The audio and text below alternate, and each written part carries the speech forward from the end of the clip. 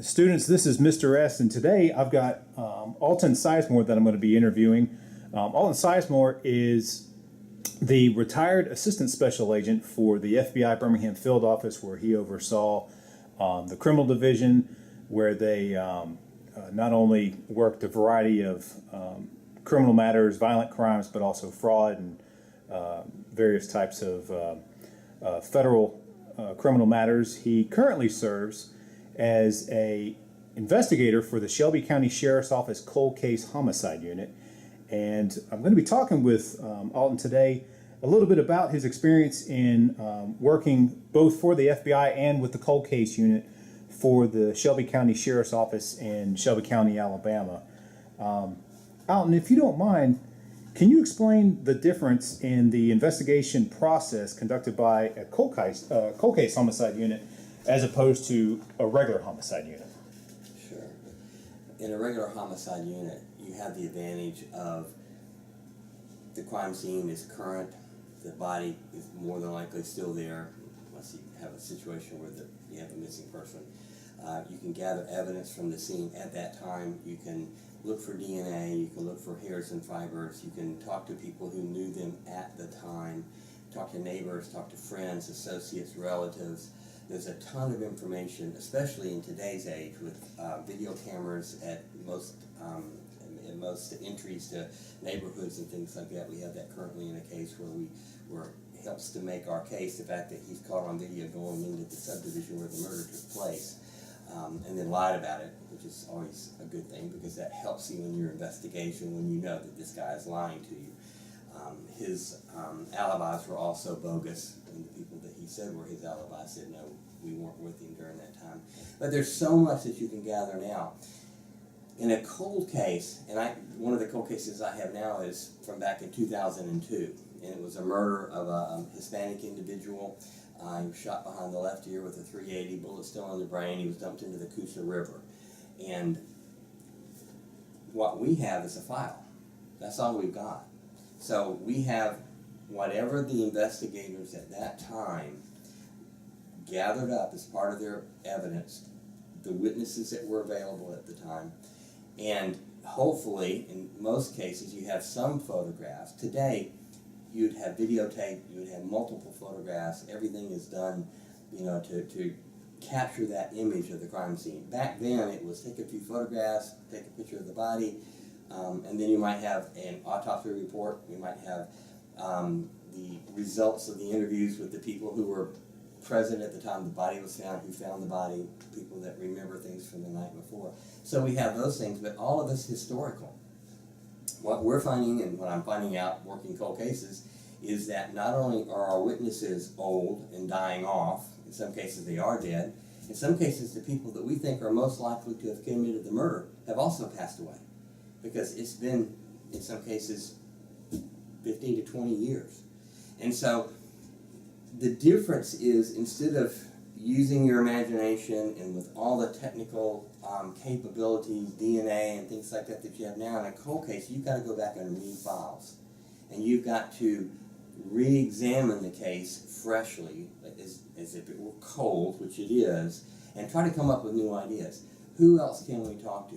What questions should have been asked back then but weren't asked? And we see that a lot. The ability of police officers and people in law enforcement has changed dramatically. Not only are there more technical things that they can use, there's better training, there's better crime scene evidence collection, there's better forensics that are capable of being used. But the main thing that we can do is take the old information from the cold case and apply some of these new technologies. In some cases, it's going to be DNA, if we still have it. Our cold case unit is working on what we call baby doe, which is a young female infant that was found in a trash pile. It was only a few hours old. It was a live birth, but was eventually just thrown away and died. And we tried to get DNA. Mitochondrial DNA has gotten much, much better. So in order to find the parents, which is the first lead, it's not that we're going to try to accuse and or try to convict anybody of the murder, but we want to give the baby a name. We want to find out what happened It could have been 100 different circumstances which would make sense. The baby just died on its own and they didn't know what to do with it. However, we went and found the person that actually buried the baby in a pauper's grave. And so we went and made an attempt to try to recover that newborn, the body, in order to try to get some DNA. And that's 20-something years old, so we weren't sure what we were going to find. And the bottom line is, even though we used ground-penetrating radar, we used a whole lot of technologies that weren't available back then. Of course, they had the body back then, and they did save some tissue, but unfortunately it was not preserved properly, which is something that happens over time, so we lost it. If we could have gotten some mitochondrial DNA, we might have been able to tie it back to a family member and worked our way backwards. And in a cold case, you're constantly working your way backwards. You're starting with what you have, and you have a finite amount of information, and it's all on paper, in a file, or pictures, or an autopsy report. And then you start going back, asking questions, trying to find other witnesses, talking to relatives, talking to anybody that might have known something about that situation, that body when it was found, that event that took place historically in time, and try to refresh their memory. One of the things that we do in some cases, we will give immunity to people who we think may have been involved peripherally in a murder, to say, just tell us what happened. You won't be prosecuted. But people, especially over time, will lose their memory. Some of them have become senile. They don't have good memories. Others have lied so much to the police, and their backgrounds are so bad that even if they told us the truth, nobody would believe them. And so it makes it very, very difficult. In fact, we've got one case where the prosecutor says, if you use this person, we won't go forward with it because she has such a bad history that she has zero credibility. So you end up dealing with those kinds of issues and faded memories, and people who are reluctant to talk about friends or relatives or neighbors because of the things that happened in the past. There's a program on television called 48 Hours. The first 48 hours at a crime scene is critical, and that's true. It really is critical. But, 48 years later, or 20 years later, or even 10 years later, it's frustrating, because you see an interview and you look at it and they ask a question and they get a response that you would follow up on because of your background, your experience, but they don't. And you think, why didn't they ask this? Why didn't they go forward? Why didn't they check on that? Did they follow up on this? A lot of the evidence is gone. In my murder with the Hispanic individual, the truck that he was driving the night he was killed was not found for a couple of weeks at the time of the murder. Later was recovered and then released. And so it's gone. We can't go back and try to reconstruct. We can't go back and look for hairs and fibers. We can't apply current modern day technology to that situation. So it's really a matter of looking at what you have available, brainstorming, trying to apply the new technology, and unfortunately this creates an issue that needs to be discussed. We're second guessing everything that was done at the time of the original scene. And there is some animosity that can develop because of that. Police officers that were still there, and they may be higher ranking now and have much more experience and are older and have higher grades, but now you're going back looking at something they did, and they don't look favorably on that, because if you do solve it, then it implies that, well, they should have solved it and didn't. We don't have that at the Shelby County Sheriff's Office. The detectives have been super, because most of them are new, most of them weren't around. But when we talk to the retired detectives, some of them have that, well, why are you digging into this? We gave it the best we could. And they did a great job. It's just that, we're looking at it fresh. And we're also looking at it from a different perspective. They may have been fairly new at the time that crime scene and that murder or kidnapping or whatever it happened to be took place. I've got 40 years of law enforcement experience, so I've got a lot more to pull back and look at and think about and to apply to the case now than they did when they were fresh out of the academy and may have been their one of their early crime scenes. So we are asking more questions and applying all of that knowledge, and one of the best things that we do that I find fascinating and fun is we brainstorm these cases. We will go into a room, close the door. What do we think about this? What are the possibilities? What are the hypotheses that we have about who may have done this? Have we followed this one? Have we talked to these people? What if we did this? What if we apply an undercover technique and go talk to one of the relatives or get someone they know to go talk to them about the case? We go back and talk to the old detectives. What do you remember? What do you think about? Did it concern you about this? So we brainstorm and we come up with ideas, and then we go back and we try to apply them to the facts that we have. And it's great. It's fascinating. It really is. I enjoy it immensely. And so it's something that I would encourage people, if they got the background and the experience, to get involved in cold cases. If not, if you're in criminal justice now and you're working cases and you're working crime scenes, learn as much as you can. Ask questions, try new things, consider the new technologies, video, DNA, forensics, and enjoy it and have fun. And it sounds like you have to roll up your sleeves and get in there and read the reports and the notes, because the leads aren't necessarily out there staring you in the face. You're having to read through the documents to find what leads haven't been exhausted or are still available. Right, and again, the brainstorming, you see what was done at the time, what leads were followed, and you think, well, and a lot of it's based on your current knowledge, which is, a lot better than what they may have known back in 20 years ago. But then, yes, you're looking for new leads. You're looking for anything else that will give you even the smallest amount of information, because that little string that you pull, might be the opening to get you more information. Very good. So, are there any special investigative techniques or processes utilized by cold case homicide units due to the nature of these types of cases? Yeah, and I've sort of covered, but just briefly, the brainstorming aspect. We have 5 guys that collectively, several hundred years of experience, and we sit around and we try to figure out what we could do now and how we can apply the current technologies. And that's the other thing, the current technologies. Go back and we have done that. We have taken garments from the crime scene out of evidence and sent them back to the forensic lab and said, now we want you to do this, this, and this. We work with the DNA specialist for the state of Alabama with the Baby Doe case to try to find out what we possibly could do. So we had several conversations with them. If we find the body, what do you think we might be able to get from that?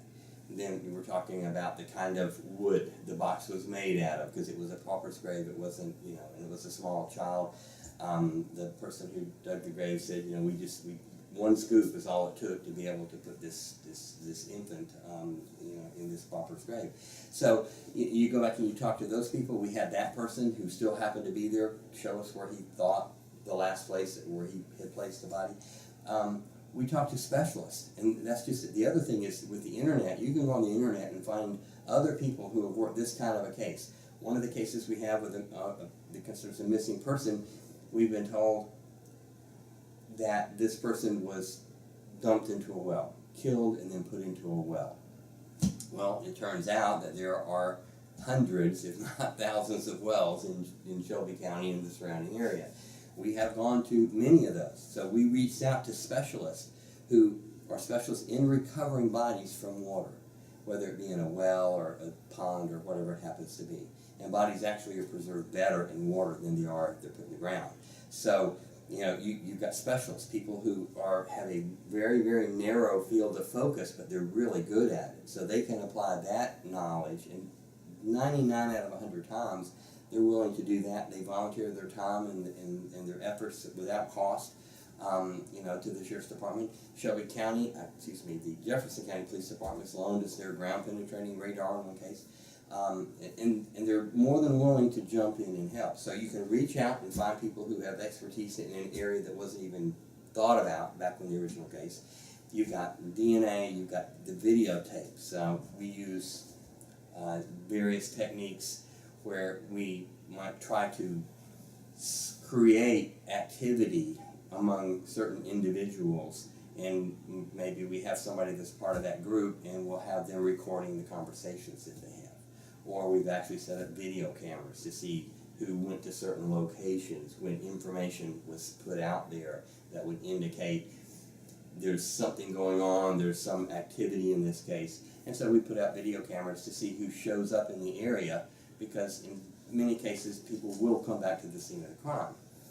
Whether it's malicious or not, it may have been a situation where they didn't really have any control, but in many cases, we're just trying to find out what happened. You know, who was responsible? Could it have been self-defense? And we consider all those. So all of those techniques and the modern technology and being able to get on the internet and find people that have the expertise and being able to reach out and say, can you help us with this? And they, like I said, they almost always say yes, is a real bonus and a plus to being able to work a cold case. It also sounds like you have to approach the cold cases not immediately going to this is a murder investigation. You know, you've got to rule out all the other causes of homicide before you look at it as not just a cold case homicide, but a murder case. Correct. And a mysterious death, can be that. A missing person, in one case we have a missing person, there was never a body found, but information that has come from multiple different sources, although none of it specific, indicates that the person was killed and dumped. You have to follow up on all that. Is that true? And polygraph is a good way to check the veracity of somebody's comments if they volunteer that they know that this person or that person did it. The other thing we have to be very careful of is that in any situation, and the FBI is very careful about this too, a person's reputation is on the line. A person may not have been involved, but if someone thinks that they were and tells us, and it gets out that we're investigating them, that can be very detrimental to them. You have to be careful that you don't get sued for slander or malicious prosecution and things like that. But we're very careful about that. But yes, we reach out to people. We try to find out what they can tell us. We take what they tell us, knowing that we still have to prove it. And in order for us to be able to close a cold case, we have to prove beyond a reasonable doubt that a certain individual is responsible. Now, we have actually had situations where that certain individual is now deceased, but we were able to put such a convincing case together and take it to the United States, in this case, the Shelby County District Attorney's Office, and say, we think that we can prove that this person was guilty of this murder, and they say, based on the information we have, we agree, as far as we're concerned, this case is closed. So that at least gives some closure to the families. And in many cases on a cold case, that's what we're trying to do. We're trying to bring closure to the families who have been, have missed and had a loved one that was taken away from them, 10, 15, 20 years ago. And they've been grieving over it ever since. And until they know what actually happened, it's hard for them to let go of it. So that's what we're trying to do. In some cases, just give the family peace. Makes sense. What sort of resources are important for the investigation of cold case beyond the you mentioned the round table where everybody's kind of discussing the brainstorming sessions and the reintroduction of forensic techniques that may not have been available at the time or may need to be done again. Sure. Is there any, you had also mentioned before some use of surveillance cameras in a situation to see if anyone comes back and perhaps even some undercover. Is there any use of undercover techniques, generally speaking, that would be applicable to a cold case type of scenario? Absolutely. And it depends on each individual situation. And in some cases, a direct frontal approach either doesn't work or we know it won't work because of a person's lack of willingness to cooperate.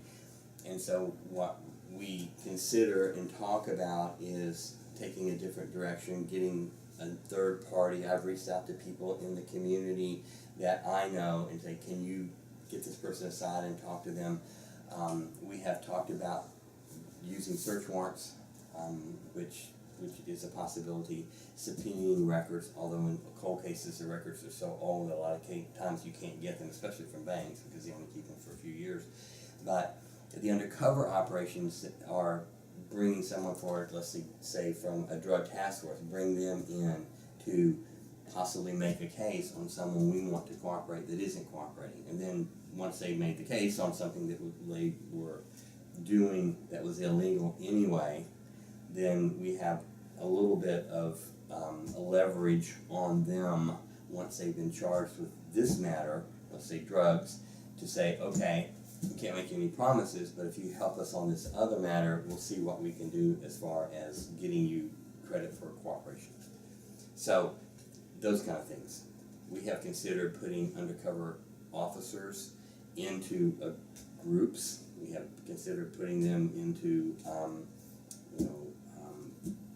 prisons and or jails to have conversations with individuals. That's very technical. It's potentially very dangerous. It has to have authorities from a gazillion different people, from judges through prosecutors, and we're very careful with that. But those are all techniques that may not have been thought about at the time of the original murder, that we can now go back and apply, especially to try to get people to cooperate and to get information from individuals that don't want to be helpful at this point. Do you have a specific case that comes to mind that serves to illustrate some of the unique aspects of cold case homicide investigations that you wouldn't mind sharing briefly? Sure, there's one, and I won't be specific about it, but it's a murder that took place many years ago, and it was a pretty senseless killing. A very small amount of money was taken from this individual who unfortunately liked to go to various parties and establishments where people get together and dance and things like that, and he was pretty open about showing that he had money. Well, he ends up dead. And so going back through the file, there was a lot of work done. I mean, it was very impressive how much work that the Shelby County Sheriff's Office had done at that time, because they had the body, they knew generally where this person, who he was, where he worked, and things like that, once they had identified him. But going through the documents and reading the information, I came up with, probably 50 questions that, well, on the front of his truck, he's got initials. I was told from something I read, it was his girlfriend. Well, who was his girlfriend? Did anybody talk to the girlfriend? So we're pursuing that. Some source at absolutely no place said, here's who's responsible for the murder. And so I had the names of two individuals and what their association was with this person. Those were never followed up on. Now, why, I'm not sure, but the fact that someone says that doesn't mean that they are necessarily the ones that did it. It's a lead, okay? It's someone, well, I think this person did it because of this. So I was able, actually, to back up one second, the problem was that the source was not a Shelby County source. It was a source from some other department, some other law enforcement agency within the state of Alabama. So I thought, well, why didn't anybody try to find out who the source is? Why did the source tell them that? What does the source know? So it took me a while, but I tracked the detective down that had the source. He no longer worked for that department. He was working for another law enforcement agency who happened to be on the midnight shift. So I had to wait till after midnight one night and call him and get him at another homicide where he was working, to say, told him who I was and what I was doing, and I said, I would like to know the name of your source. He said, well, sure. Here's who it is. And so now, in the meantime, we've done a lot more work on those two individuals. There's a strong likelihood that that information might be correct. I have made contact with that source, and I'm currently trying to get additional information. So just going back through and looking at it logically and saying, okay, why did they do this? Why didn't they do that? Did they check with this person? Who was the source? Can the source give any more information? Those are things, and I find it fascinating, and it's not that they didn't do a good job, because if you saw the file on that case, it's huge. I mean, they did a lot of work. They went out into these locations where the person used to hang out before he was murdered, and put out flyers and said, please contact us, and it was pretty impressive how much work they had done. And it's easy for me to go back and look at the file and start saying, well, why didn't you do this and why didn't you do that? I had one, in fact, in that case, the primary detective that was assigned, since retired, lives in another state. I called him up and said, I really would like to talk to you. And he said, well, we've got relatives down there. We're coming down in 2 weeks. How about then? I went, great. So he ended up coming down to visit his relatives, came back to the sheriff's office, and we sat down and talked for 2 hours. And I went back to that whole file with him. And that's another advantage I have. I can go back and pick his brain now and say, well, what about this? And he was able to answer a lot of the questions I had. The amount of information gathered now and the amount of detail that's put into the files, the amount of evidence that's gathered is much greater now than it was in the past. In the past, if you go back 10 years or 20 years, there were multiple homicides. They left one crime scene, came to this crime scene, they worked it, and then they had another one waiting on them when they got through with that one. So they didn't have the time or the resources to be able to fully, just lounge and absorb and consider every possibility on that one case, because they had so many already set up that they had to deal with. So I understand it completely. But as a cold case investigator, I had the luxury of going back and picking things apart and really considering, what about this, what about that. And it's exciting and it's fun because we are solving some cases. Yeah, tell me if this mirrors your experience with Shelby County Sheriff's, but I know when I was with NCIS, for a time I was located in a unit that had a cold case homicide unit for NCIS, and the average number of cases that most of us that work general crimes in that office was about 20 cases plus per agent, Sure. Whereas the cold case guys typically have between 5 and 10, so it allowed them to focus more on those cases than the other agents that had, desk full of multiple cases, including homicides, and things just get overlooked. Is that a similar experience? Absolutely. And each of us has a case assigned to us, but we work them collectively. That's the other advantage that we have. You may be assigned to a murder case, and it's your case, and everybody works it hard. Then they go to the next case, and somebody else is assigned that one. Even though I may have a case assigned to me, we do the brainstorming as a group.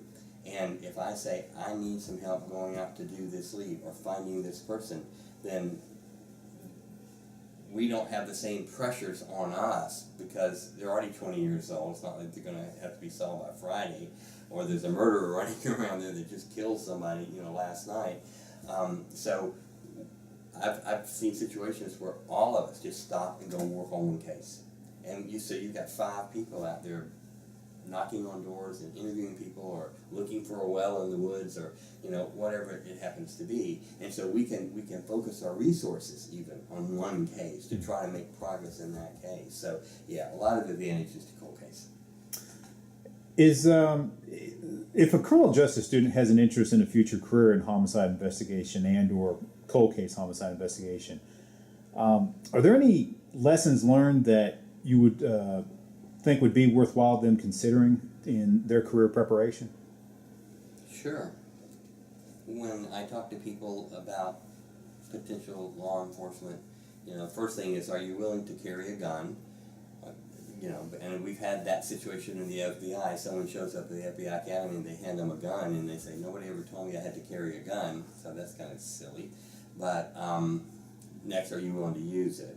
That was something that people struggle with. If you're not willing to use the gun, then you don't need to be in law enforcement. And I'm not saying that you're planning on killing anybody. I've got 40 years in law enforcement. I've been carrying a gun that whole time. I've never shot anybody.